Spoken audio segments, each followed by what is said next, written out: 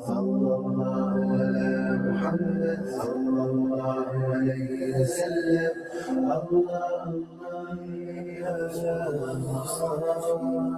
Allahumma salli ala al-Mustafa Habibna Muhammad alayhi salam. Allahumma salli ala al-Mustafa Habibna Muhammad alayhi salam. You are the greatest man we look up to, and I stay faithful. I learn my lessons on. You've arrived at your destination. You're listening to Career Compass on Radio Al Ansar. We stay true. I give my all and everything. Allahumma salli. When you hear that, you know it is about time. It is Career Compass with me, Kelly Ramazani, every Thursday, 1 to 2 p.m. It is exactly 14 minutes past 1 o'clock. I welcome you to 90.4 FM if you just tuned in right now. If you are in Durban, 105.6 FM if you're in PMB. And anywhere else around the world on www.alansar.org.za. Where are my manners? Assalamu alaikum wa rahmatullahi wa barakatuh. Welcome to Career Compass, the show where we dive deep into the career options that are available for you locally and globally, and where we speak about all things society in the name of work. We talk about in-laws here as well. We talk about spouses as well. Anything that affects your productivity, anything that affects your work, your mental health, all of it. We cover it here. Bosses as well, employees as well. And I've been receiving a few very interesting emails, which we will talk about later on. Coming up on the show today, we're asking you the one question that we all know. It is holiday season. So when you think of the perfect holiday, what comes to your mind? What does it mean to you to have the perfect holiday? What do you envision? What do you imagine? What do you see? Talk to me on 060900906. See, we're starting again. This number. WhatsApp us now on 060-904-1056. Oh, thank you so much, Bonisa. Bonisa just has to come in, okay, and say, hold on, Kelly, I've got you. Let's start again. It's 060-904-1056. That's our WhatsApp line. We will be joined by Dr. Shanaz and Dr. Zakira talking to us about anesthesiology, if this is the journey for you. We'll also be talking about soft skills that pay the bills. We've got a series that we've started called Basic Etiquette, a guide into the career world as well as the corporate world, and we will be telling you more about that as we go along. This and a whole lot more right here on 90.4 FM Radio Al Ansar. You are in safe hands. Career Compass with Kelly Ramazani. Radio Al Ansar, 24/7, 365. What would we do if Islam wasn't sent as a mercy? Where would we be if we never heard any of the prophets' journeys or without you, Allah? I would be so lost, 'cause without love and God, my life would be torn apart. I wanna thank Allah for blessing me each day. Words can't describe what you've done for my life, and I can never complain. I wanna thank Allah for blessing me each day. Words can't describe what you've done for my life, and I can never complain. What would we do if there weren't a call to prayer? When the sun goes down, would silence fill the air? Would we still fast in the sight of the crescent moon? Without Islam, were the days end way too soon? I wanna thank Allah for blessing me each day. Words can't describe what you've done for my life, and I can never complain. I wanna thank Allah for blessing me each day. Words can't describe what you've done for my life, and I never complain.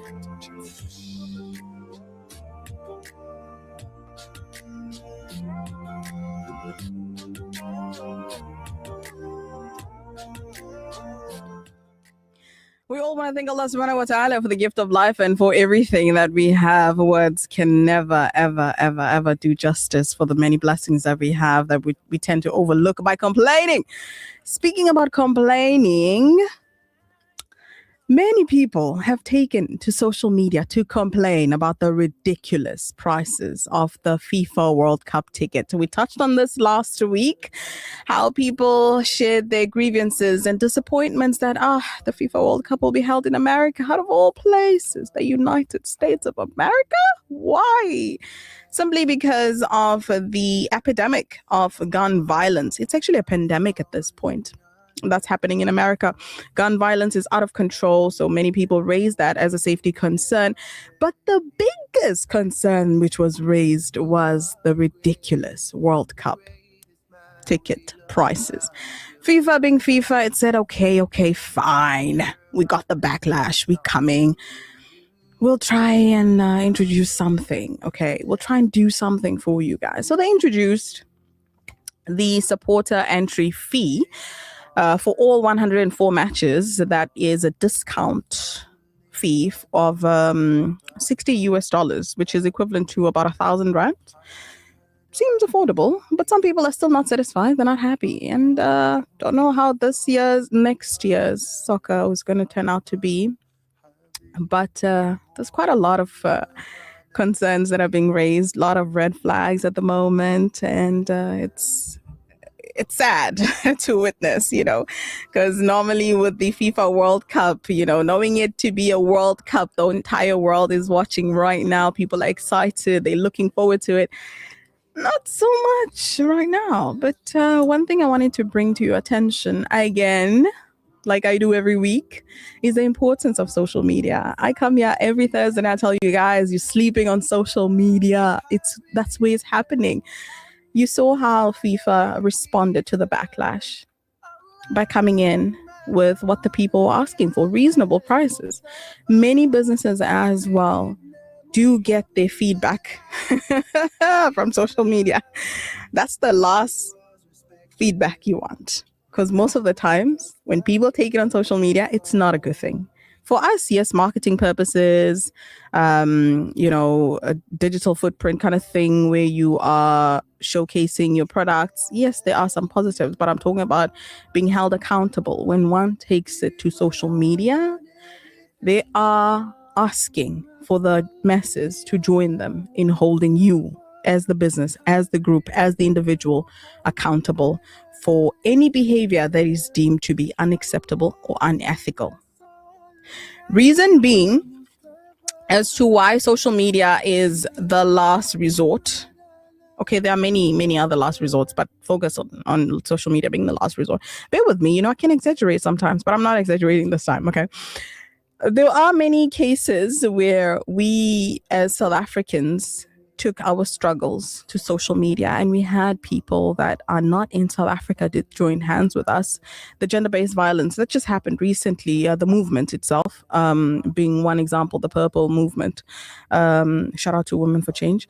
You saw how the world came and joined us, okay? And that was to bring awareness, a global awareness. Now, there are other cases where there was a complaint and it was raised with the company, with the group of people, or with the relevant person, and they didn't do anything about it because they thought, you're just complaining. After some time, you'll keep quiet and we'll get over it. And that person said, no, I'm going to take it to social media. And if people take complaints to social media, there's a thing called cancel culture. My darling, if you're in the wrong, and you fail to be a human being, a good human being, you will be cancelled. Yeah. It's not a threat. It's actually a heads up. It's because, like I said in the opening, there's been a lot of concerns that were raised with us, lots of emails that were being shared with us. Hey, this company is doing 1, 2, 3, 4, 5. We are not there to intervene and provide you with the solutions that you might be seeking for, but we are here to provide you with a platform that will create awareness. That's our job. So we do ask the people to follow the protocol, speak to the company, speak to the HR, raise it with the board, follow the protocol. And if they say we have, and this is the proof, this is the evidence, we've spoken to 1, 2, 3, 4 people, it has not been resolved. Social media is the last resort, and it's never good, but it is. That's a good show. We keep it good vibes only here. Up next, we will be talking about an interview that I do not want you to miss out on, okay? That is what's coming up next. Shout out to Sponiso, who is the tech on duty. We are live on Facebook, Instagram, YouTube, taking good advantage of our social media presence. So do join us there. It's Career Campus with Kelly Ramazani. Africa. For too many communities across Africa and the world, access to clean water remains a dream. At Africa Muslims Agency, we dig deep, reaching into the heart of the earth to fill the cups of those in need. Sponsor a water well for 16,500 Rand, or a borehole in Afghanistan for 55,000 Rand, or Africa for 65,000 Rand, or any amount. With water comes food, health, education, and growth. An ongoing reward with Africa Muslims Agency. At Radio Al Ansar, we value your feedback. If you have a broadcasting-related complaint, please send it in writing to the head of the Complaints Committee. Be sure to include your full name, contact details, a clear explanation of the complaint, and any supporting documents. You can email your complaint to feedback@alansar.org.za. That's feedback@alansar.org.za. Or visit our administrative office at 207 West Road, Overport, Durban. Your voice matters to us. Black November is here at Bearings and Brake. Check out our massive savings on all BW brand bearings and chains and much more. These specials last only until the 15th of December. Spend over 500 Rand and have your items couriered to you absolutely free. Bearings and Brake City, located at 14 Roper Street, Johannesburg 2001. Call us now on 011 493 1600. Bearings and Brakes, the world rotates with us. The Durban Summer Souk is back. Celebrate 30 years with us from December 24th to January 4th at the Durban Exhibition Centre, midday to midnight. Get your haul on at over 370 amazing stalls. Taste your way through KZN's biggest food court. Enjoy comedy, carnival rides, and win incredible prizes. Even a car. Create unforgettable memories at the Pearl Edition. The Durban Summer Souk. There's something for everyone. Bring the family. Find your vibe. Radio Al Ansar. Career Compass with Kelly Ramazani. Riveting interviews. Empowering, educating, and appealing.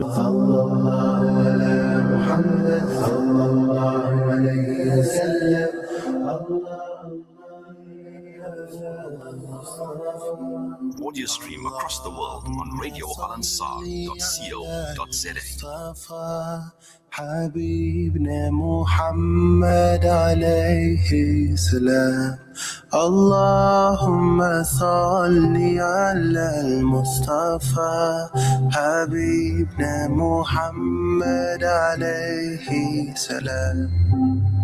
You are the greatest man we look up to. You've arrived at your destination. You're listening to Career Compass on Radio Al Ansar. You're on 90.4 FM Radio Al Ansar. It is Career Compass with Kelly Ramazani every Thursday, 1 to 2 p.m. only on Radio Al Ansar. Now, like you heard the ad, Nishal telling you about the Durban Summer Souk.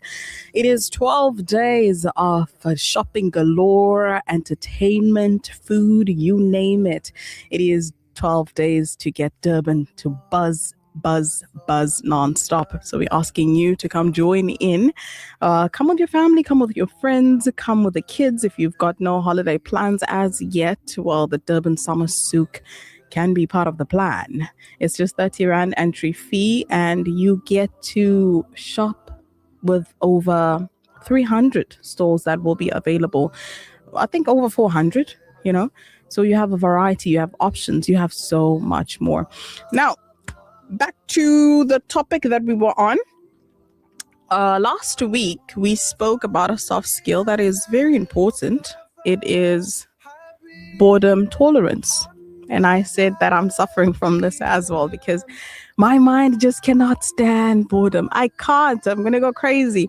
But alhamdulillah, I've been practicing stillness and I've been practicing staying calm, composed. So far, it's working. I can be bored and just be bored. It's okay. You don't have to go and fidget and cause things for that quick dopamine, for that stimulation. A lot of people find themselves in the situation at work. You get bored and then you start a lot of chaos at work. You start a lot of drama. We are aware. We're very much aware. So boredom tolerance is the ability for you to stay focused, for you to stay consistent, for you to be productive even when it is repetitive, the task, or it's not stimulating, or it's slow, or it's boring. It's for you to find the motivation even when the motivation itself fades. Okay, for you to still be able to carry on the task, not because it's too hard, but because it's too boring. Every job has got some boring parts. So you need to learn how to be tolerant, especially with boredom. We spoke about that last week. This week, we're going to speak about following through. This is so important, especially if you are seeking for growth in your career. You need to be able to follow through matters. It also makes you a very reliable person, makes you accountable. It makes you, it shows that you are committed, to the well-being of your skill. Now, how do you follow through a task? It is a crucial soft skill, which means that you make sure that tasks are carried through completion. Okay? If you're going to tell somebody, I'm going to follow through or I'm going to get back to you, please do get back to them. Because I suffer from that sometimes. But I'm not here to create an excuse list. This is probably my 17 million excuse. But I'm saying I deal with a lot of people on a daily basis, so I can forget to get back to you. But I'll try. I will try. I see your messages on 0609041056 about the perfect holiday. We will get to that. But for now, I do not want to keep our guests waiting. I'm so honored to have two beautiful young ladies joining us right now. We are joined by Dr. Shanaz Isa, who is anesthesiology with a passion for pediatric anesthesia with a vision to become a perioperative, English physician. She also holds a bachelor in pharmacy, a bachelor in medicine and surgery, an FCA, and a diploma in child health. With a wealth of work experience across various provinces in South Africa, Shanaz is also the founder of the Sleep Fairy Project, a non-profit organization under the Tygerberg Hospital Children's Trust. She's also an author of a recently released storybook and coloring book called Temba and the Sleep Fairy. Wow, beautiful. We also got another guest joining us. So that is Dr. Zakira Fifari. Dr. Zakira, I sincerely apologize if I'm pronouncing your surname wrong. I did try to practice. Dr. Zakira is a specialist and at the Tygerberg Hospital, where she completed both her undergraduate and postgraduate training. She enjoys teaching and has a particular interest at cardiac anesthesia. And outside of work, she loves being outdoor. She loves reading, good time, good food with family. I'm just going to ask Boniso, I don't know which camera to look at. Is it the first one, the second one? Okay, it's this one. Assalamu alaikum, ladies. What a pleasure having you both here on Career Campus. How are you doing? Walaikum salam. We are well, thanks. How are you? I'm doing fantastic. I hope you can see me. I wish I could see you, but my screen is on Boniso's side, where I should have been seated, but due to preferences, I prefer this mic over that one. So I cannot see you for now, but I'm assuming you're smiling. Yes, and we can see you very nice and clearly. All right, perfect. Now let's jump right into it. The first question that I want to know won't be what motivated you to this journey or this career path, the typical day, which we will get to, but what is it like? What are the challenges? What are the rewards? It's most probably, what is a typical day behind the scene? I know many people that are listening right now have the same question in mind, because when we ask Google, It won't tell us the reality. Only you ladies will tell us the reality. Dr. Zakira, if you can go first. Okay, so our typical day starts off very early. You kind of have to be a bit of an early bird to be an anesthetist. Yeah. Most of us are in theatre at 7 in the morning before the surgeon arrives, prepping everything, making sure the theatre is safe to proceed with surgery for that day. And then we set up all our things, we make sure our machines are working, and then we get our nice first patient for the day, who we then would have assessed the day before, and we put them to sleep. It's not actually sleep. So what we do is we anesthetize them. So we take away the pain, we take away the awareness for the duration of the surgery, most of the time if it's a general anesthetic. And we facilitate surgery. So we look after them, we monitor them, we make sure that they're safe, we replace blood if they're bleeding, we keep them stable, basically, keep them healthy while the surgeon is doing their work, and then we bring them out, hopefully pain-free and without any nausea, and safely. So we do this typically, a typical list, depending on what type of list, is it 4 or 5 patients a day. Wow. A typical day of an anesthetist can be anything from 7 to 7, depending on what type of list you're doing. And the challenges vary. We do little small babies of like 800 grams up to, I think the oldest person anesthetized was 104 years old. Oh, wow. So our work varies in its scope and practice. And there are various offshoots of anesthesia that anyone is welcome to go and explore. So it's lots of fun. We don't just sit behind the monitor with our Sudoku and our coffee.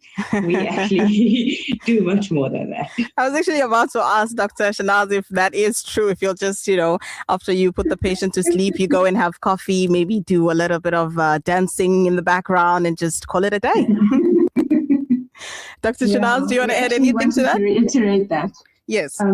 We don't just drink good coffee and play Sudoku. And that is very much of a big joke amongst other disciplines within medicine. Yeah. We actually have to be so attuned to the patient.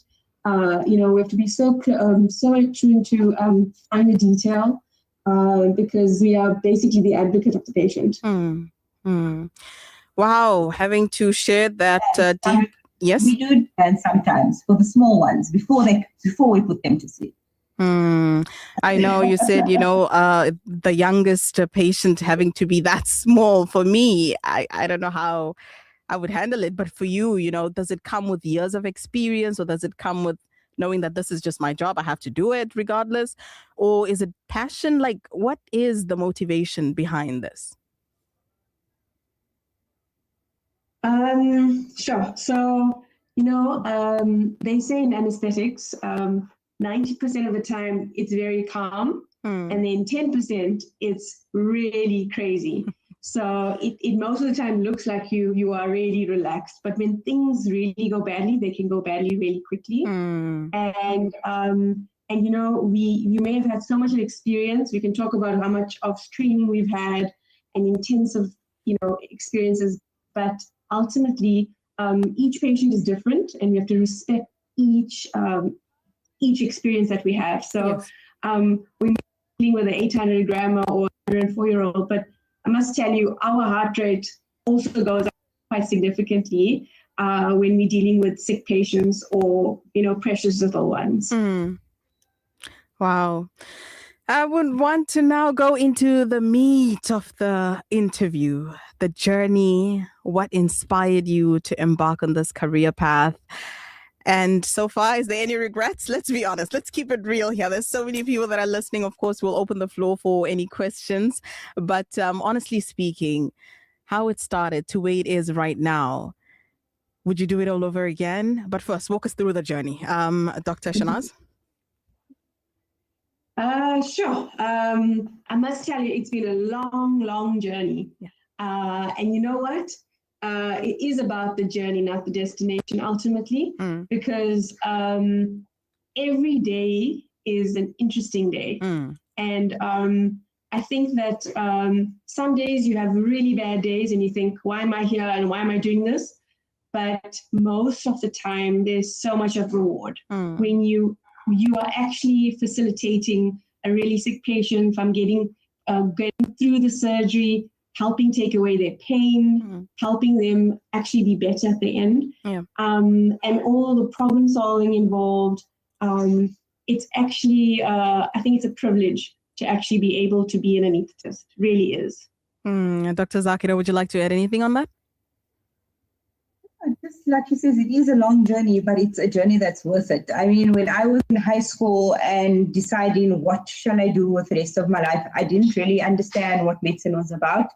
I had this need to do something that would benefit people. So I think that's partly why I went into it.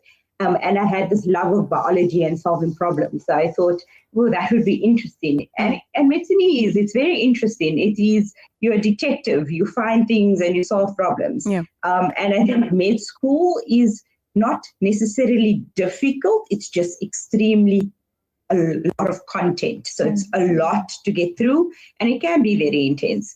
So if you're someone who likes problem solving and you like biology and you find the body and the body's processes fascinating, then medicine's a good thing for you, but you need resilience to do this career because it is a highly stressful career, but it's rewarding. It is very rewarding and it's worth it, I think, even after all this journey. Love to hear that. So yes, we do admit there are challenges, but however, it's a very rewarding career path to be in. Now, speaking about the career itself, are there any subspecialties of anesthesia? Either one can go first. Yeah, so many. So there are many different subspecialties you can go into. In South Africa, the only one recognized by the Health Professionals Council is critical care. So you can become an ICU doctor from being an anesthetist. So you can go into critical care, and that one is recognized as a subspecialty. And then there are many internationally recognized ones that are not necessarily recognized by a council. So you can go into pediatric anesthesia, cardiac anesthesia, many regional. There are lots of different specialities or subspecialties that you can specialize in. There are like fellowships programs you can do after you become a specialist, which also like to guide your interests into what you'd like to do. Dr. Shanaz? Yeah, so as Zakira has said, there's also very fine-tuned specializations like doing an airway fellowship in maybe Europe. But the thing is that in South Africa, we have such amazing experience with such a variety of sick patients that we don't do fellowships, but we actually have to be quite confident to be able to deal with most of the patients. And people around the world come here to learn anesthetics in that regard. And we are also highly respected when we go to many other countries. I love that. I absolutely love that. Now, for the one question that I always imagine myself when I think of hospital, when I think of kids or babies, is the fatigue, and I'm going to touch on the project just now, the fatigue that comes with being in the hospital. It's a lonely place. It's a sad place. Let's be honest. You guys are doctors. You'll love it there. You'll see it from a different perspective, but from a patient perspective, oh my God, nobody wants to be there for longer than 10 minutes, but unfortunately, due to different cases, one can stay for as long as, the doctors ask them to stay for. Now, when it comes to young children, especially, there's a thing called depression that they might experience, not seeing their family, not seeing their friends around, not being free to move anyhow they want. But Dr. Shanaz, you have started a beautiful initiative. You started an incredible initiative, for lack of better words, called the Sleep Fairy Project. And as a non-profit organization, I would like you to be honest with us and walk us through the need for this initiative. What caused you to actually want to start something like this? And so far, how has it been going? I know for myself, like I said in the beginning, having to experience that depression, that fatigue, that loneliness, that sadness, and having to see or read about such a project, I'm like, oh my God, there's finally hope. I'm not saying people can be excited to finally go to the hospitals, but there is something for the little ones. Dr. Shanaz? Yeah, so the thing is that, there's a lot of research being done, and children who go to the hospital, especially for surgery, a lot of them end up with post-traumatic stress disorders. They end up with behavioral issues. They end up with having a lot of anxiety and fear. And that is general data from across the world. But if you look at it in a third world country, in a resource-constrained environment, we don't have brightly colored walls and fantastical, whimsical areas with play therapists and all of that. We're sometimes struggling to get blankets or gowns to fit a child. So I think that it is, and also I also work in the private sector, and I see such a disparity between what's offered in the private versus the public. So that is something that's very close to me. So, and that is the reason I thought, well, what can we do to actually try to change the narrative of these little ones' experiences? And it may not be that much that needs to be done, but it's something for a child that will change their whole outlook about the experience in hospital. And I think the one word is color. Firstly, color was the first thing. We wanted to make them see things with, in a different mindset. And we started off with the murals, like whimsical murals that we painted in the recovery area. And then we started with bubbles and stickers, and those are not so expensive. I think a child is born to love stickers. I have not met a child yet who actually doesn't want a sticker, for example. Yeah. I wanted to bring in Dr. Zakira here and add to that as well. But I am going to ask Sponiso to just quickly give me a thumbs up if we are still on time. Because time is also on our side. But Dr. Zakira, you have a passion for reading, or is it just a hobby? I don't know at this point. But, having to involve your passion in the work that you also love so much and giving it or packaging it to somebody as a child, something that they will never forget, by the way. Does that make you feel like it's an obligation, or is it just something that you're doing, or is it, how do you feel being in a position where you are able to share your passion as part of your work, creating an impact? So, like Shana says, part of what we are, part of what we do is we are all about relieving anxiety and relieving stress and taking away pain. So I feel like the Sleep Theory Project, which Shana spearheaded, has brought some of that to the kids at Tygerberg. So it's the book that Shanaz wrote, Temba and the Sleep Fairies. It's a very nice illustrated coloring book. And it tells the journey of a little hippo who has to come to a hospital and have surgery because he broke his paw. And it's just a nice way for kids to read about the scary thing that they're going to have to do and make it a little less scary.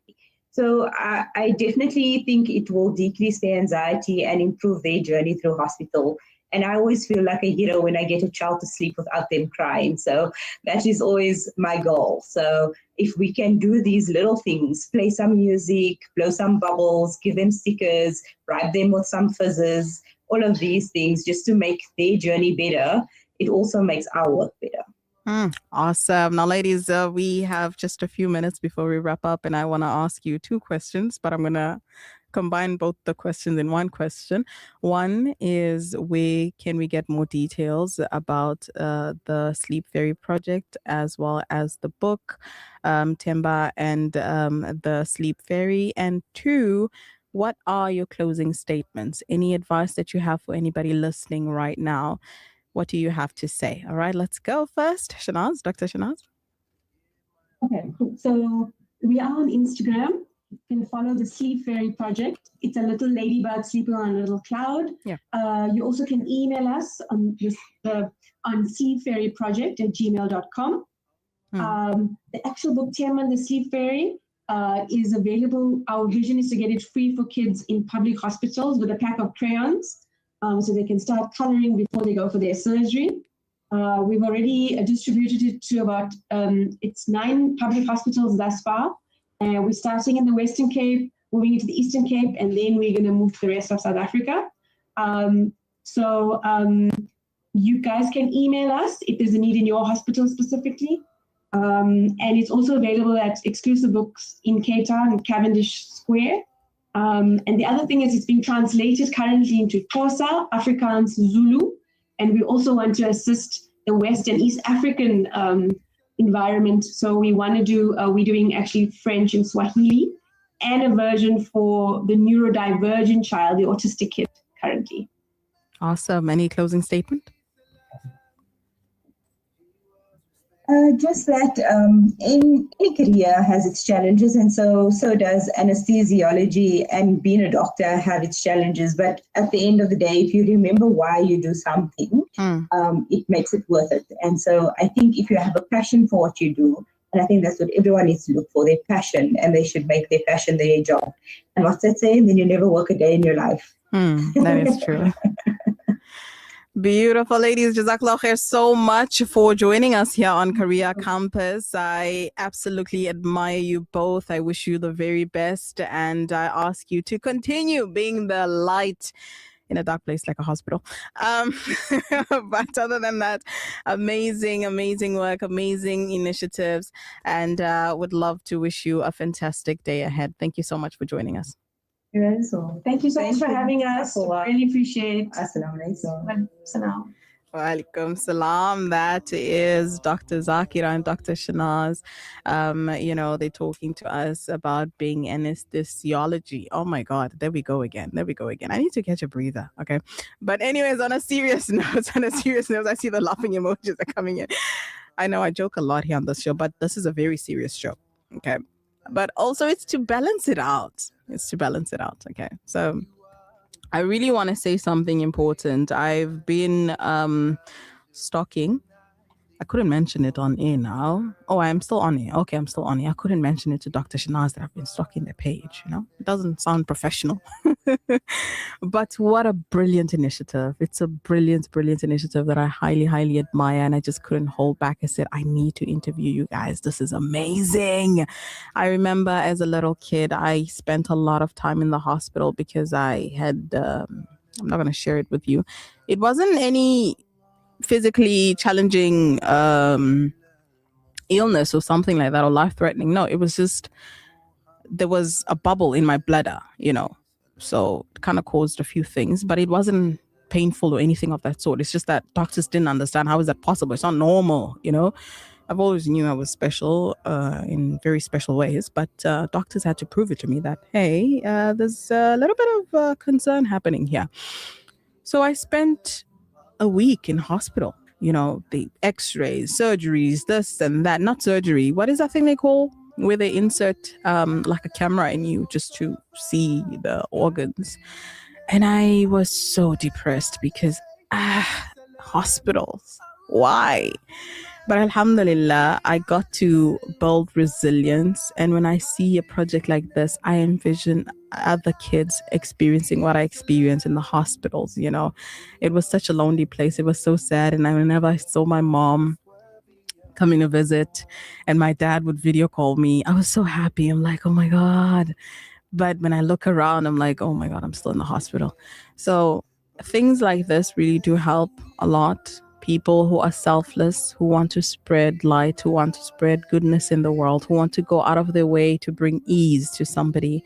And they are worth applauding. They are worth creating, awareness of. And I just want to wholeheartedly thank the two amazing doctors and the whole team. There's a whole team behind this. But, we were able to speak to the founder of this initiative, the Sleep Fairy Project, and the author of Temba and the Sleep Fairy, Dr. Shanaz, and Dr. Zakira, who is her colleague.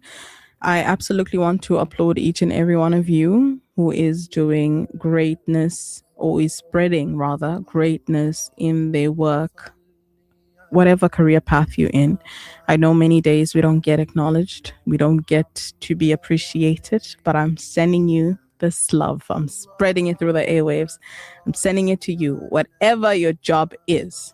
Okay, if you've got good intentions to make somebody's life better, to spread kindness, may Allah subhanahu wa ta'ala reward you abundantly. I appreciate you. I'm so proud of you. Humanity needs more people like you. So continue doing the goodness that you are doing. All right, we are left with a few minutes to wrap up the show, but I want to say to you quickly that there is a teacher that reached out to us. Her name is Karina Rajkumar, and she says that she does physical science tuition, and she is prepared to help out students. Next year, we are going big or we going home. Okay, so those grades, you saw the results, you're not happy, do better. I'm telling myself, because I haven't checked my results out. I'm still very nervous. Okay, I got my transcript, but I haven't opened it until now, because I know there was one particular module called taxation that I didn't do so well. So when I gather the courage, I will open it and see if I'm going to do supplementary exams or if I'm just going to redo the whole year because of one module. You understand why my anxiety is so high, right? So yeah, that is the reason. Anyways, quickly wrapping it up. If you struggle to remember names like me, I've got some good news for you. We will be sharing tips on how you can become better, especially if you are in radio or TV, or you're an MC or an event organizer. You know, these kind of social jobs, you know, they require you to be out there, but you're now dealing with so many people. So you hardly remember their names. And also it's because your brain is protecting you from overload by deleting some things that it feels are non-essential. Okay, that's the brain's way of telling you it's not important. I'm joking. Relax. Okay, my humor needs to be studied. It can be quite rude sometimes, but I'm not saying you're not important. I'm just saying the brain has a way of seeing things that are not making sense, and it's like, let's let go of this. So if you are struggling with remembering names, the best way for you to do this is to work with the following tips, right? I've tried it with myself and it worked, and this is why I'm sharing it with you. The other reason might be because your brain focuses on body language, all the other, it's reading people, it's reading tonality, it's reading personality, it's focusing on the social cues that it doesn't remember the names, okay? But it remembers how you look. Some people are like that. They know you from the picture. If they see your face in a picture or video, then like, yeah, I know this person, but the name, they don't remember the name, you know. Bonita is also telling me I'm also like that. I'm also like that, you know. So how can you fix this? You need to attach it to something visual. The person, attach their name to something visual. Remember them as, that's why you see, when I was growing up, I used to see my mom save people's names as Aisha Fridge. I'm like, what? That is crazy. Why would you do that? Now I'm doing that. Yeah. So attach their name to something visual. Remember something about them. Oh, they had a bright smile, or they had a loud laugh, or they had, I don't know, just remember something visual about them that you can attach it to their name. So you tell yourself, oh, Aisha, the one I met at the bank. Oh, you know, something like that you'll remember. And then the other thing is to repeat it out loud when you're speaking to them.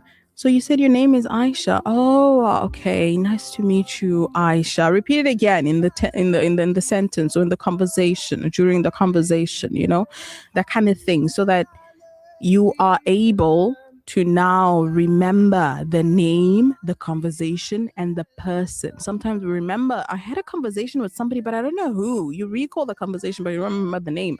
Or you remember the face, but you don't remember the name. So that really does help. If you can try it. There are other tips also, but due to time, we have to wrap it up because I need to read your messages. Assalamu alaikum wa rahmatullahi wa barakatuh. I want a price. Okay. So this message is not for me. I'm not sure, but we'll forward it to the relevant people. Assalamu alaikum wa rahmatullahi wa barakatuh. Kelly Ramazani, hope you're keeping well. Salams and du'as to you and your family and the entire Al Ansar team. Always remember you in my du'as. Nice listening to you with your beautiful nasheeds and naat. And inshallah, doing a fantastic show. Jazakallah khair. You'll be doing a show from the Durban Summer Souk Festival. Beautiful nasheed, top of the world. Yes, I saw Nish telling his own way. Okay, I'm reading it as it comes in, so bear with me. At the Summer Souk, big bashing souk with beautiful entertainment. I will come after Isha Salah. Okay. That is from Sarah Bibi Mustafa Parag.